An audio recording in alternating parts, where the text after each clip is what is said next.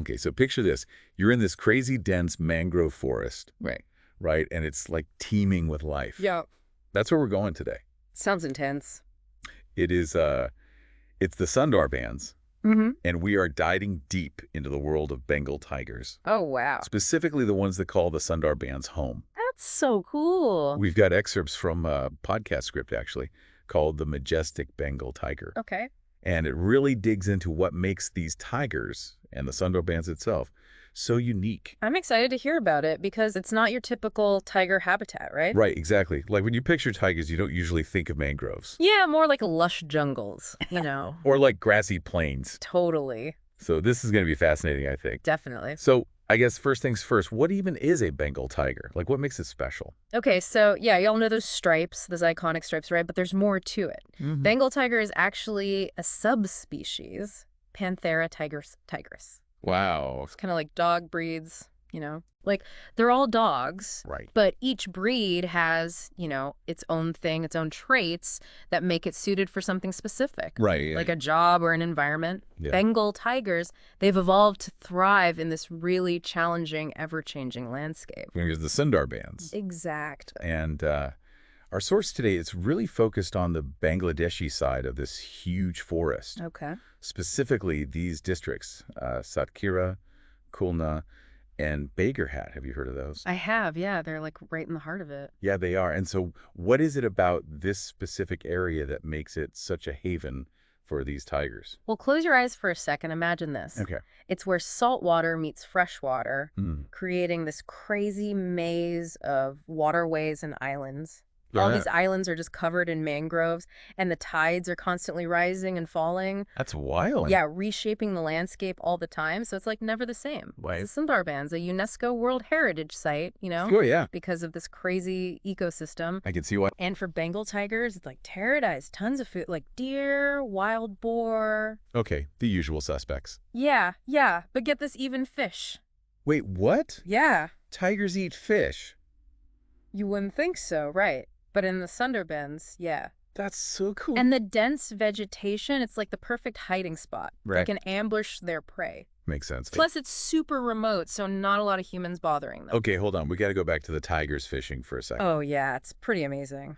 I mean, I know tigers are strong swimmers and all, Uh-huh. but fish, that's like next level. Right. Most people don't picture that at all. No, But the Bengal tigers here, they figured it out. they adapted. They're like experts at navigating those waterways. Oh, yeah. And they've been seen like actually snatching fish out of the water. No way. Yeah. It's one of the things that makes them so incredible, so adaptable. Yeah, it makes you wonder how they even figured that out in the first place. I know, right?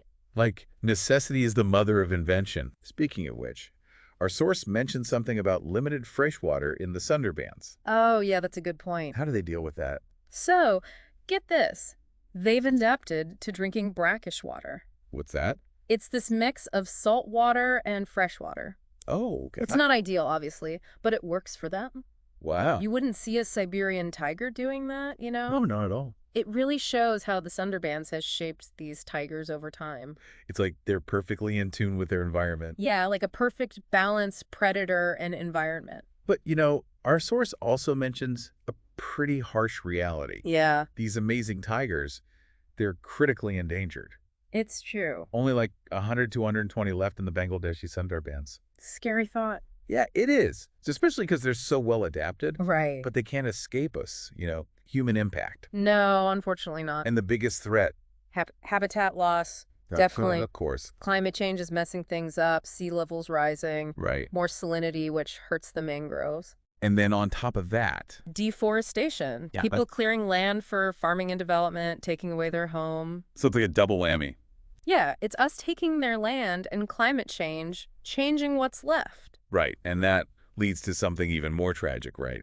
Yeah. Human-wildlife conflicts. It's a sad reality. Our source talks about tigers going into villages because they have no other choice. Yeah. And then people kill them in retaliation. It's a vicious cycle. Totally. They have nowhere else to go. Their habitat shrinks, so they get desperate for food. Right. So they go near humans, and Yeah. it usually ends badly for both. And then there's the, you know, Yeah. the elephant in the room, so to speak, poaching. Oh, yeah. That's a constant threat. People wanting tiger parts. It's a huge problem. It is. Illegal wildlife trade is a big issue. Yeah, it's like Even in these remote places, we still mess things up. It's a reminder that we have a big impact everywhere. Definitely. But there is some good news, right? Yeah, there is. There's hope. Our source talks about some conservation efforts happening. Yeah, lots of people are fighting for these tigers. That's good to hear. The Bangladeshi government, they've set up protected areas in the Sundarbans.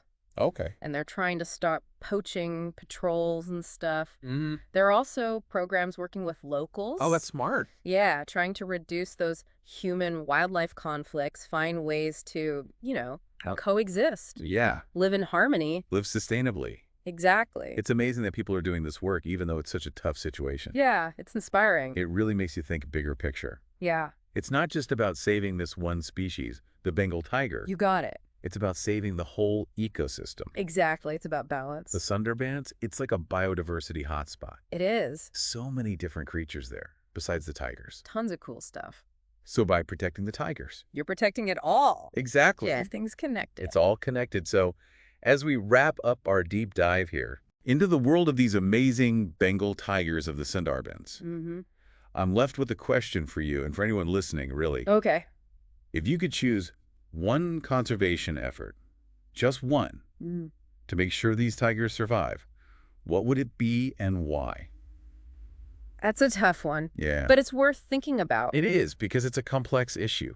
Yeah, no easy answers. No, but we got to try, for the tigers and for that amazing world they live in. I agree. It's a place worth protecting. Absolutely. And it's worth learning more about, too. Definitely. There's so much more to discover in the Sundarbans. Oh, yeah. It's a treasure trove of life.